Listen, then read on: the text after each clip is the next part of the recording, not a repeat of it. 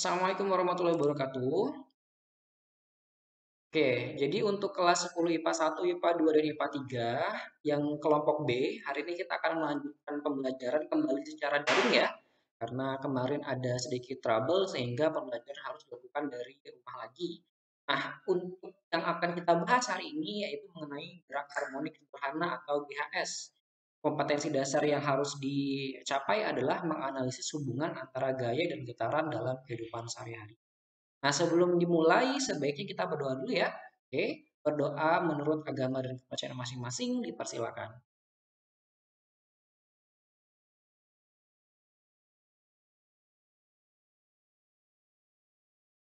Baik, berdoa cukup.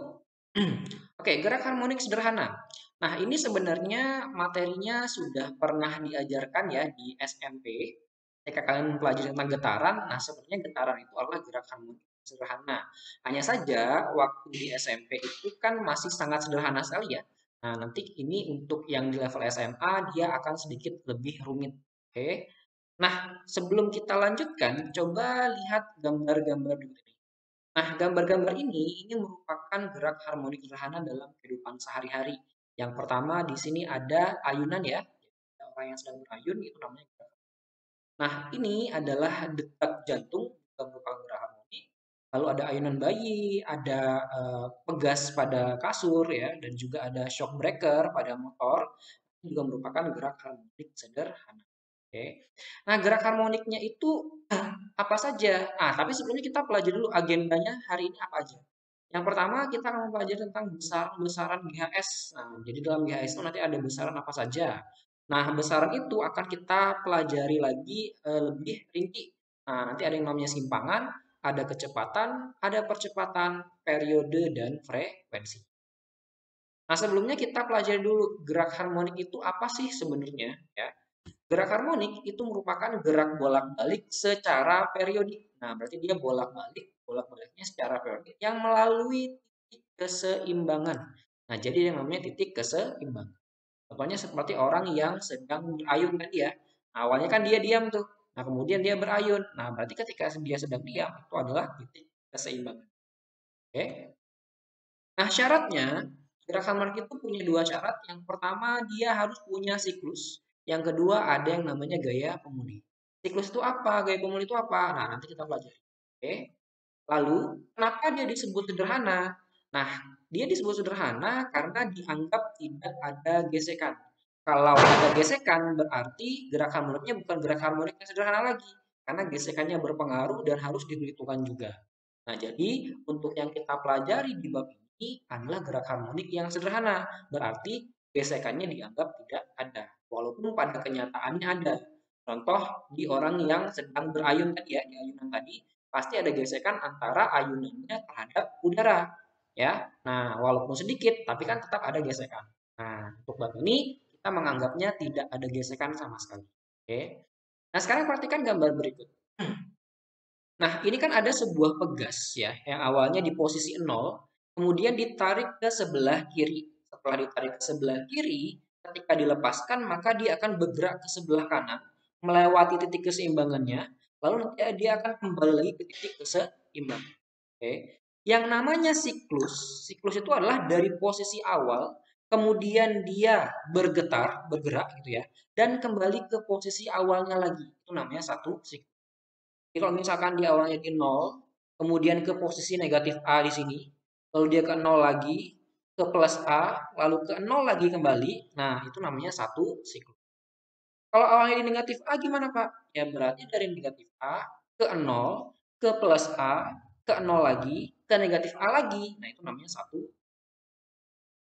Terus gaya pemulih itu yang gimana? Nah gaya pemulih itu adalah gaya yang menyebabkan benda itu selalu kembali ke titik keseimbangannya. Jadi kalau misalkan dia awalnya di titik seimbang di nol nih, kemudian ditarik ke sebelah kiri.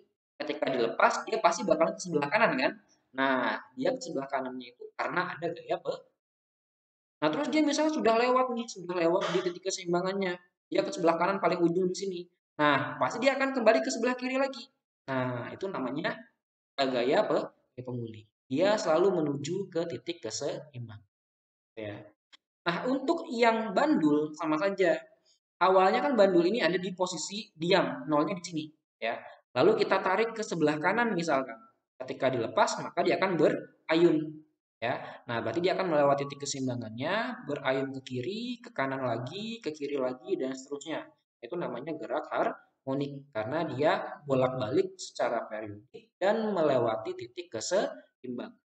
Gitu, ya. Nah, kalau yang dibandul satu siklusnya gimana? Ya kalau misalkan kita ambil dari sebelah sini, dari sebelah kanan, berarti kan dari sebelah kanan, kemudian ke titik keseimbangan, ke kiri, ke keseimbangan lagi, ke kanan lagi satu kali, itu namanya satu, ya. Pokoknya dari awal, kembali ke awal lagi sebanyak satu kali, itu namanya satu. Paham ya? Oke. Kita lanjut ke besaran-besaran GHS. Yang pertama ada yang namanya simpangan, lambangnya adalah huruf Y kecil. Simpangan ini merupakan jarak suatu titik terhadap titik keseimbang. Ambil contoh pegas yang sedang berbahaya ini. Dia kan punya titik maksimum di paling atas sama di paling bawah ya. Jadi kalau misalnya paling bawah itu kan dia di sini nih. Nah, ini titik maksimumnya. Sementara kalau yang paling atas itu ada di sekitar sini ya. Titik keseimbangannya kan pasti di sekitar tengah-tengahnya sini kan. Nah, ini adalah titik keseimbangannya. Nah, kita kasih garis. Nah, ini titik keseimbangannya. Nah, berarti yang namanya simpangan itu adalah jarak suatu titik terhadap titik keseimbangan. Misalkan suatu saat dia ada di sebelah sini nih, ya kan? Nah, berarti dari sini sampai ke titik keseimbangan itu disebut sebagai sim. Kalau misalkan dia lagi ada di sini misalkan, nah berarti dari sini titik keseimbangan sampai ke titik tersebut itu namanya adalah sim. Kalau di atas gimana? Ya sama aja. Misalkan dia sedang di sini. Nah, berarti kan dari sini sampai ke titik keseimbangan itu namanya sim dan seterusnya. Ya. Yang kedua ada yang namanya amplitudo, lambangnya adalah huruf A kecil ya. Nah, A kecil sorry, huruf A besar. Amplitudo ini merupakan simpangan yang paling jauh atau simpangan maksimum. Nah, ini kan simpangan ini nilainya bervariasi ya. Ada yang kecil nilainya, ada juga yang besar.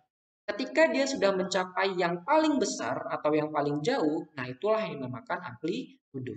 Ya berarti dia jaraknya dari titik keseimbangan sampai ke titik paling bawah ini disebut sebagai amplitudo. Dari keseimbangan sampai ke titik paling atas ini juga disebut sebagai ampli, ya. Kemudian yang ketiga ada yang namanya gaya pemulih atau FP. Tadi sudah saya jelaskan ya, yaitu merupakan gaya yang mengembalikan benda ke posisi semula atau ke titik keseimbangan. Kalau bendanya lagi ke atas, maka gayanya ke bawah. Kalau bendanya lagi ke bawah, ya berarti gayanya ke atas. Pokoknya dia selalu ingin menuju ke titik keseimbangannya lagi. Ya. Lalu ada yang namanya periode, lambangnya huruf T besar, yaitu waktu yang dibutuhkan untuk melakukan satu siklus. Nah, jadi kalau misalnya kita punya stopwatch, lalu posisi awalnya dia di atas, lalu dia ke bawah, kembali ke atas lagi, oh ternyata dalam waktu 3 detik misalkan. Ya berarti periodenya adalah 3, karena waktunya satu siklus itu adalah 3 detik. Ya.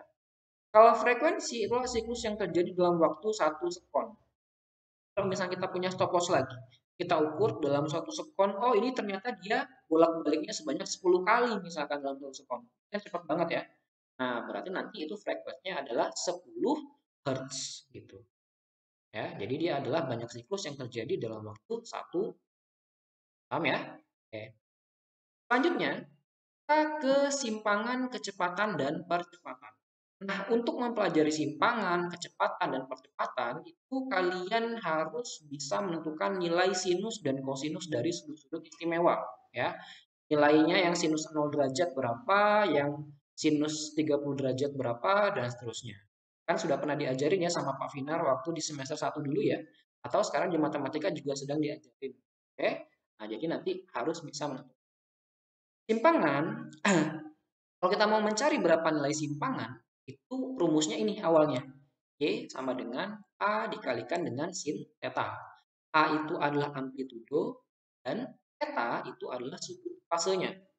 Ya. Nah, dulu waktu di gerak melingkar harusnya udah pernah belajar bahwa nilai theta itu rumusnya adalah omega dikali dengan T.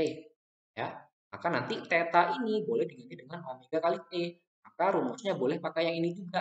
Y sama dengan A kali sin omega T. Boleh yang ini. Ya. Nah, kemudian omega, kalau kita mau cari rumusnya omega itu adalah 2πf atau 2pi dibagi dengan T. Ya, jadi omega adalah 2pi dikali frekuensi atau 2pi dibagi dengan periode. Oke. Nah, simpangan akan mencapai maksimum, yaitu amplitudonya, apabila sin theta ini bernilai 1. Ya. Jadi sin theta yang ini bernilai 1, maka dia akan mencapai maksimum. Nah, supaya dia bernilai 1, maka tetanya adalah pi per 2 radian atau 90. Oke, 90 itu bernilai. Nah, simpangan ini Y, satuannya adalah meter, amplitudo satuannya meter, theta adalah sudut fase dengan satuan radian. Nah, catatan untuk kalian, nilai pi radian itu sama dengan 180 derajat. Nah, nanti di matematika juga ada ini, ya, bahwa pi radian adalah 180. Nah, jadi kalau misalnya kalian nanti dapat soal yang ada misalkan di sini dia Y sama dengan 5 sin pi per 2 radian gitu ya. Nah, maka nanti pi-nya boleh diganti dengan 180. Tapi kalau pi-nya itu di depannya sin, tidak boleh diganti dengan 180. Dia harus di dalam sin, ya. Kalau depan sin, maka nanti digantinya dengan 20 atau 3,1. Oke. Lalu omega, ini bukan W ya, ini omega, yaitu kecepatan sudut. Nah, kecepatan sudut ini satuannya adalah radian per second. Sementara T adalah waktu tempuh, yaitu satuannya. Oke. Ini ada pertanyaan, kenapa pakai sinus? Ya. Kalau kenapa pakai sinus itu karena kita ngikutin matematika. Ya, di matematika itu ada kan yang namanya kuadran, katanya ya. Seperti di apa namanya? Koordinat kartesius. Ada kuadran 1 di sini, kuadran 2, 3 dan 4 ya.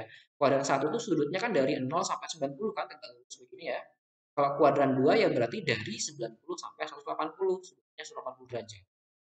Kuadran 3 sampai 270, kuadran sampai 360 ya. Kalau kita mau cari nilai sinus dari masing-masing sudut dari 0 derajat sampai 360 derajat seperti ini, ya, maka nanti grafiknya bentuknya pasti seperti ini. Dia akan ada namanya nilai minimum dan akan ada nilai maksimum. Oke, ini nilai minimum juga, ini juga nilai maksimum, tetapi dia ada di arah yang berlawanan. Kalau misalnya nilai maksimumnya ketika dia sedang di atas, nilai maksimumnya ketika sedang dia di bawah. Nah, nanti dia grafiknya itu akan seperti ini. Nah, ini adalah grafik sinus. Makanya nanti kita pakai rumus Y sama dengan amplitudonya dikalikan dengan sudut fasenya. Oke.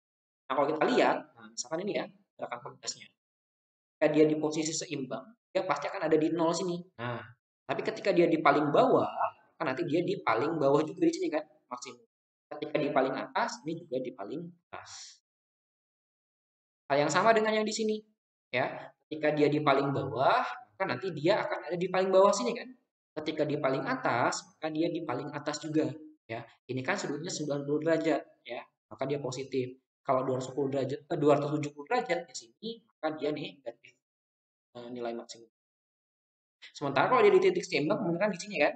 Nah, dia pasti sedang 0 derajat, pasti di sini. Ya, makanya kita pakai si lanjut untuk kecepatan dan percepatan. Nah, ini tidak saya bahas lebih detail ya, karena kalian belum pernah belajar tentang turunan atau diferensial. Ini baru dipelajari nanti di matematika kelas. Nah, makanya untuk kecepatan langsung saya kasih rumus jadinya ya. Kalau kita mau cari kecepatan, maka rumusnya adalah P sama dengan omega A cos omega T. Yang tadi kan A sin omega T ya. Nah, kalau di sini dia omeganya ke depan, lalu dikalikan dengan amplitudo, lalu sinnya berubah menjadi Oke. Kalau mau mencari kecepatan maksimum, maka cos omega T juga harus bernilai 1. Kenapa kok harus bernilai 1? Nah, karena nilai sin dan cos itu tidak ada yang lebih besar daripada 1. Berapapun sudutnya, mau sudutnya ratusan atau ribuan derajat ya, maka nanti nilai sin dan cosnya itu tidak ada yang melebihi 1. Maka nilai maksimumnya itu akan berlaku apabila nilai sin atau cos adalah 1. Nah, kalau ini 1 dikalikan dengan omega kali A, ya berarti rumus Vmax adalah omega kali A.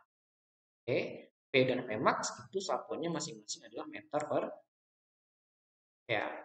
Nah, yang percepatan sama ini juga harus pakai turunan, harus pakai diferensial. Rumus jadinya langsung gini aja ya. A sama dengan negatif omega kuadrat dikalikan dengan itu sin omega.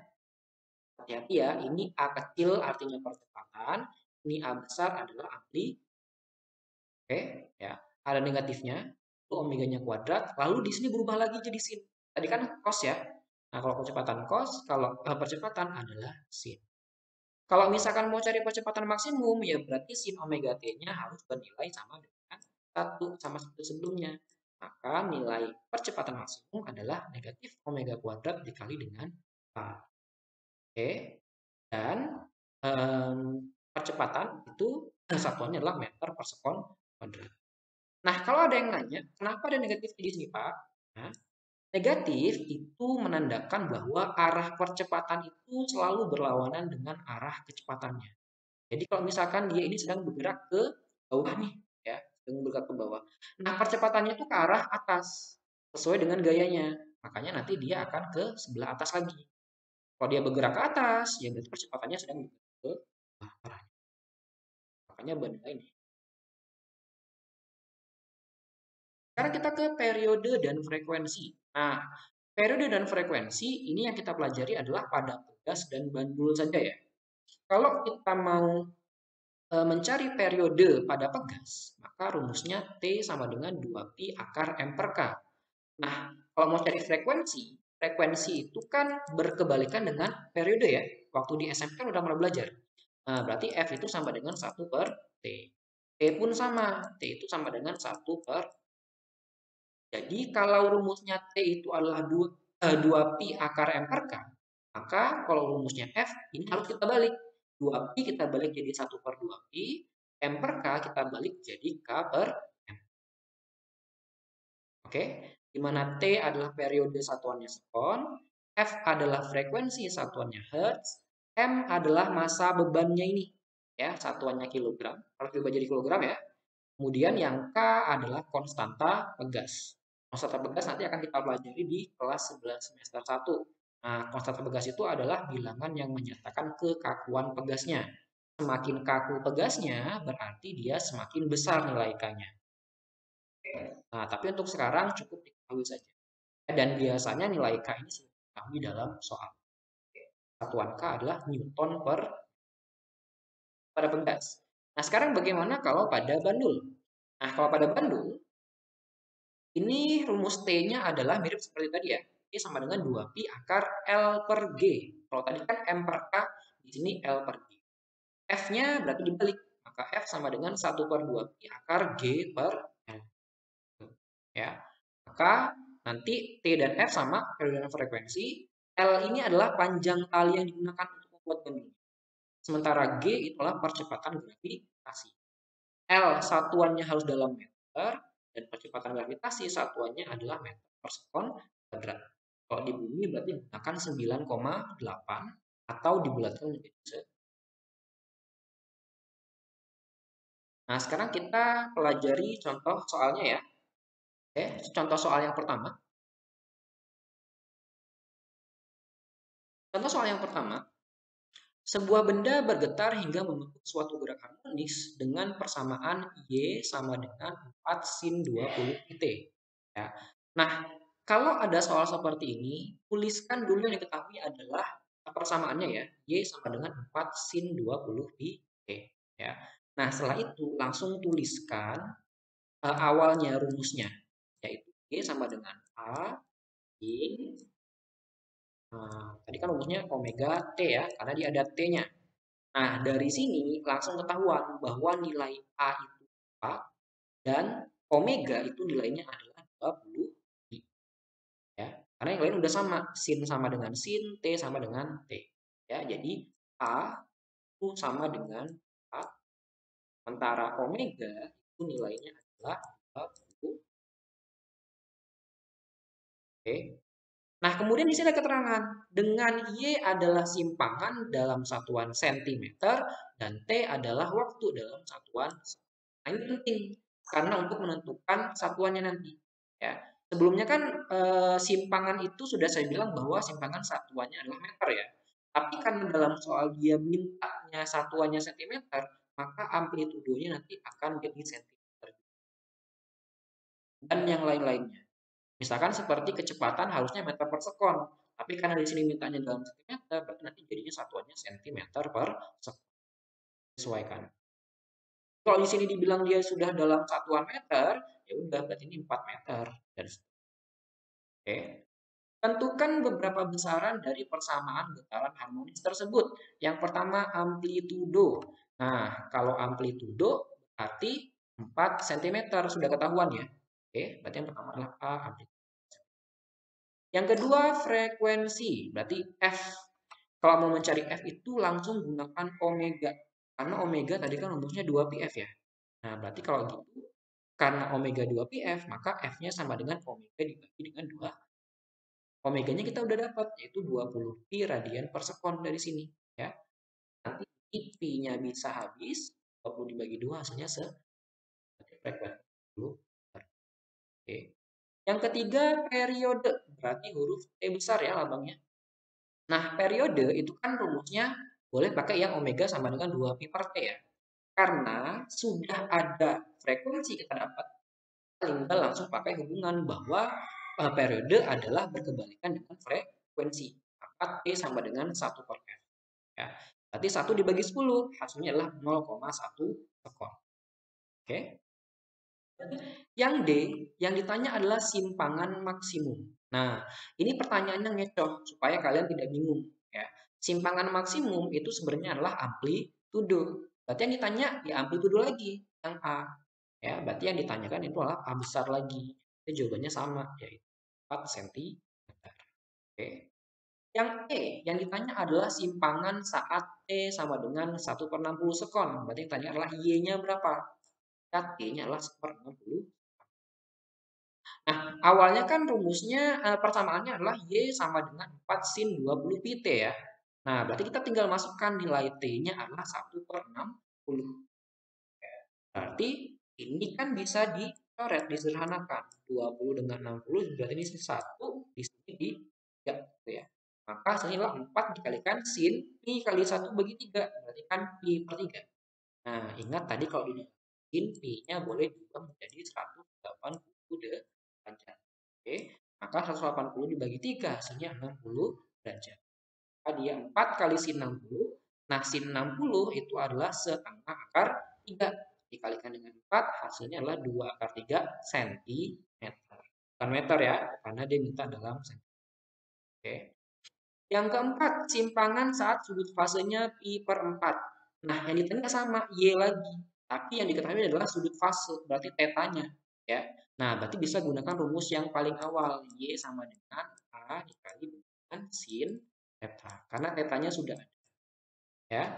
Nah, berarti Y sama dengan A sin theta, tetanya ganti dengan pi per 4. I-nya ubah jadi 180, 180 bagi 4 adalah 45 derajat.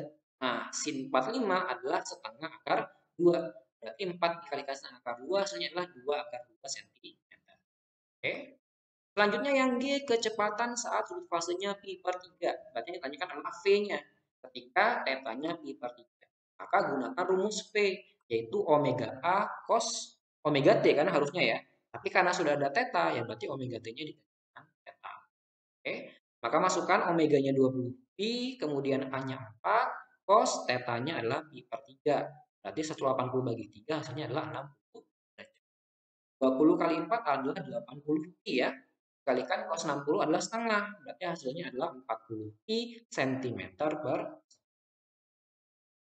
Kemudian yang H yang ditanyakan adalah percepatan saat sudut fasenya pi per 6. Nah, berarti pakai rumus percepatan. A sama dengan negatif omega kuadrat A dikali sin theta. Ya.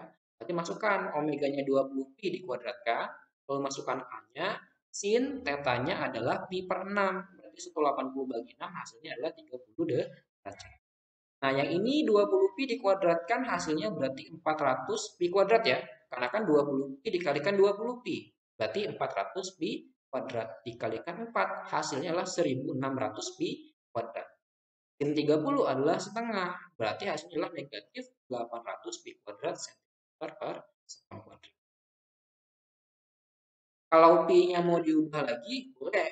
Tapi jangan diubah jadi 180. Karena kan di sini tidak ada sin atau cos kan. Nah, berarti ini boleh diubah menjadi 22/7 atau 3,14. Tapi kalau sudah sampai sini saja, itu sudah betul. Oke. Lanjut soal ke nomor 2. Sebuah beban bermasa 250 gram. Masanya 250 gram berarti M adalah 250 gram. Sama dengan, berikan kilogram dulu ya, berarti dibagi 1000. Berarti 0,25 kilogram. Atau saya tulis seperempat kilogram, berarti boleh aja kan. Oke. Digantung dengan sebuah begas yang memiliki konstanta 100 Newton per meter. Berarti ini konstantanya. K-nya adalah 100 Newton. Kemudian disimpangkan hingga terjadi getaran selaras. Tentukan periode getarannya. Adalah T. Jawabannya berarti langsung pakai rumus T ya. Nah, T sama dengan 2pi akar M per K.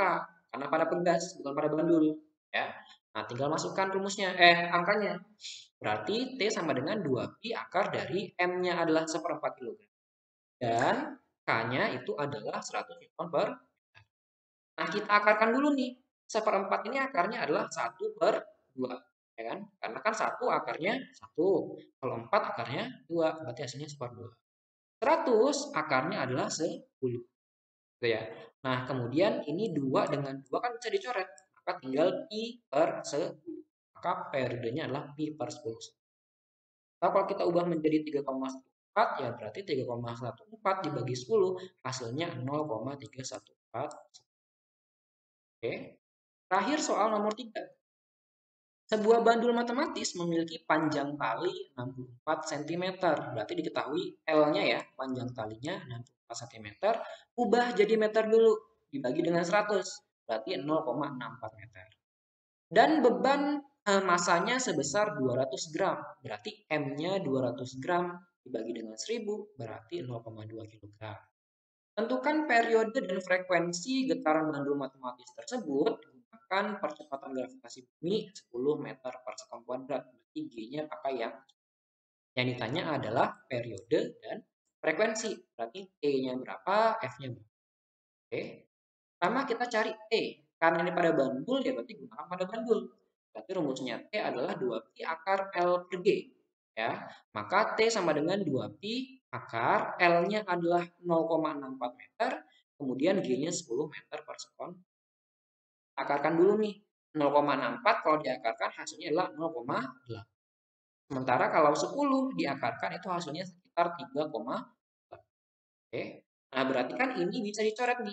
2 dengan 3,2. Nah, di bawah sisa 1, oke. 0,8 dengan 1,6 bisa dicoret lagi. Ini sisa 1. Maka pi kali 1/2 hasilnya adalah pi per 2 sekon. Kalau pi-nya diubah jadi 3,4 ya berarti 3/2 hasilnya adalah 1,57. Oke. Nah, frekuensinya gimana? Nah, kalau rumus frekuensi ini harusnya tadi ada 1/2pi ya. 1/2pi akar G per L gitu ya. Tapi kita tidak usah gunakan rumus yang ini. Karena kan kita udah tahu bahwa kalau frekuensi itu adalah 1 per periode. Karena periodenya kan sudah ada. Ya, maka tinggal masukkan 1 dibagi dengan 1,57 hasilnya 0,64 Hz. Selesai. Ya. Nah, sementara ini adalah tugas kalian kerjakan ya. Silakan dikerjakan tugasnya dengan baik dan ini merupakan materi yang terakhir. Selanjutnya kita akan ujian semester ya. Nanti ini tugasnya akan saya upload di GCR. Oke? Baik, selanjutnya untuk ujian semester silakan pelajari materinya dari yang awal dengan Pak Finar ya, dari semester 2 awal dengan Pak Finar sampai ke gerak harmonik sederhana. Baik, pertemuan saya akhiri. Selamat siang dan Assalamualaikum warahmatullahi wabarakatuh.